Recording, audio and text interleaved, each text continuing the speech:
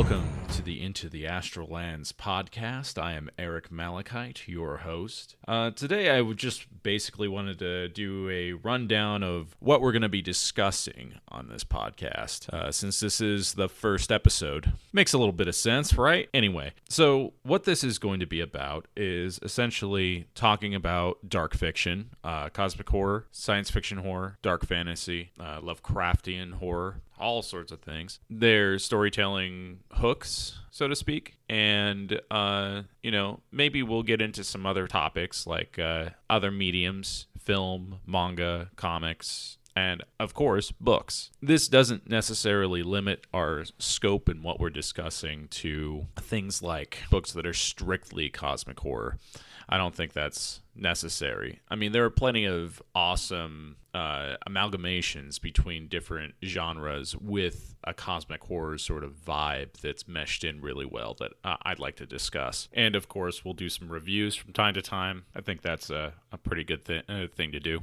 Maybe some stuff that's already been covered in other YouTube channels and things like that. But you know what I mean. It'll be from my perspective, though. So hopefully that has some amount of value. But to get into the meat of this episode, I just wanted to explain some of my influences, talk about myself a little bit in a little more detail than I was able to do in the Patreon intro video, because that's supposed to be like a quick sell, 2-minute thing. And this is obviously a lot longer than that. So thank you for joining me. So my interest in dark fiction comes from very early on. I wouldn't say an odd child, but I was definitely a loner. Something that I remember very clearly from my childhood is a particular incident. I was sleeping in the rear bedroom of my father's house in Southern California, Bloomington. I remember that I was very afraid laying in bed.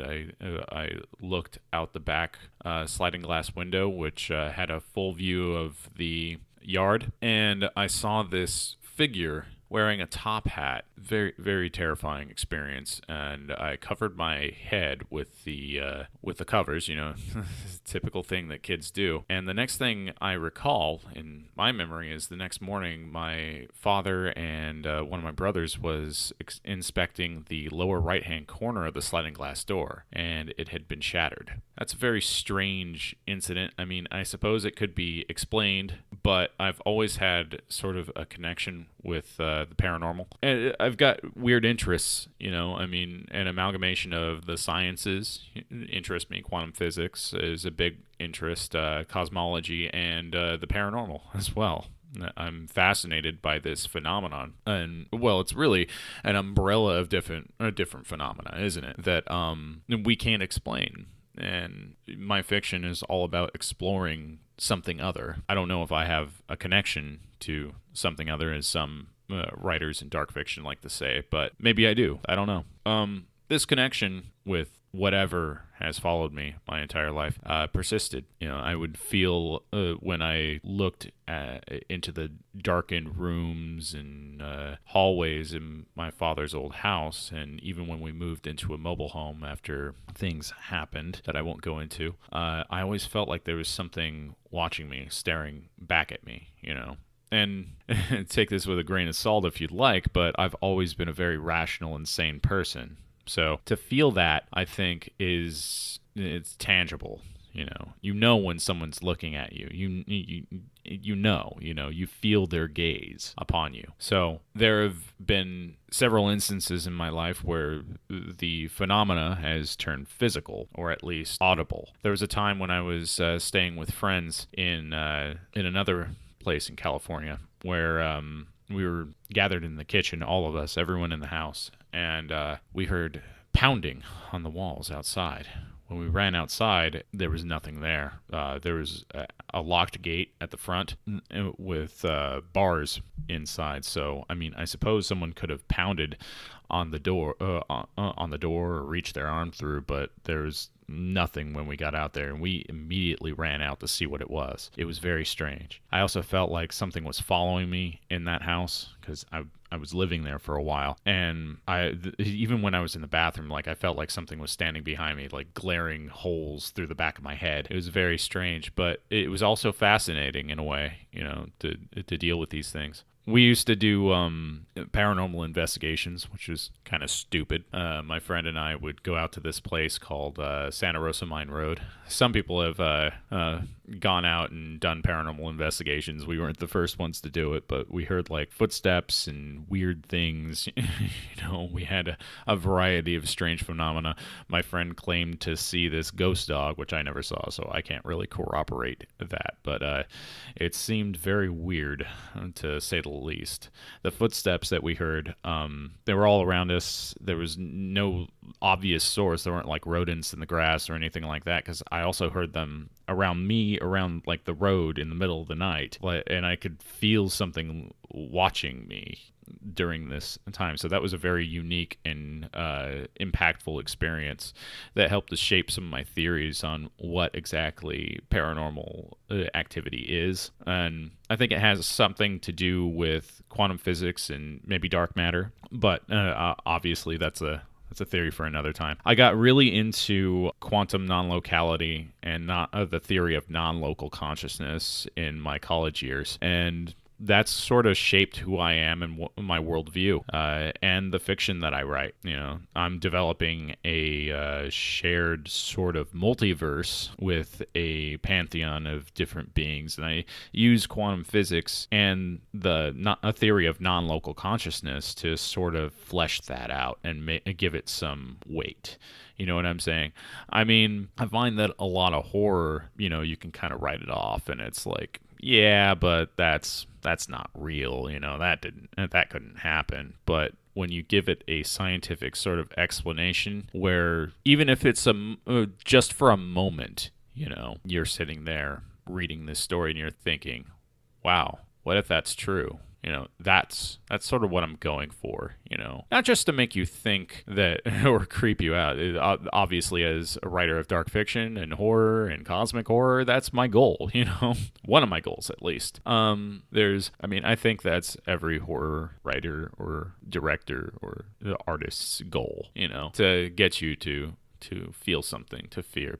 And we're engaging some very primal fears. I do interject some of my politics into these things, not like force feeding, obviously, but they do help to shape the world, and I'm not going to shove things down your throat. Basically, I know everyone has an opinion about what's going on in the world today and where it's leading and things like that. But at least literarily, my influences have always been stuff like 1984 or Ray Bradbury's Fahrenheit 451. Stuff like that. So I've always been very rebellious in a way. I also really like cyberpunk and things like that. So, all of these things influence me. But at the same time, I grew up on Star Wars, Empire Strikes Back is one of my favorite films. So it's not all grimdark. My influences, some of them are, and it kind of feels like I'm interviewing myself here. Well, this is, I suppose, necessary in getting to know each other. You, my audience who doesn't know me yet. You will, though. There is something that I'd like to talk about that doesn't relate to who I am. Well, it does, I suppose. And this is a thing that I was talking to someone on Twitter about. They posted up a blog, and someone named Eric Malikyte, he posted this blog on his website, and I'm going to plug the website at the end of this podcast so you guys can check him out. He was talking about how it's always hard for him to describe his books. When someone asks him in public, how do you describe this? What's your book about? He's like, well, I don't know what to say. And I can relate to that feeling, because I used to feel like I was burdening people with this stuff. Like, they're just like, yeah, but I just want to go on with my day, mate, or something like that. And certainly that's true in a small number of cases, but I found, at least a couple weeks ago when I was attending a a writer's meeting at Wegmans that when I came time to explain what I'd been up to, and there's so many updates because I hadn't attended a writer's meeting in like 6 months, maybe longer. So there was a lot to update them about. And as I explained what Echoes and what, the other books are about and everything, I just saw eyes pop open and jaws drop, they were basically in awe at what I was talking about, what I was sharing. And even one woman, her name is CJ,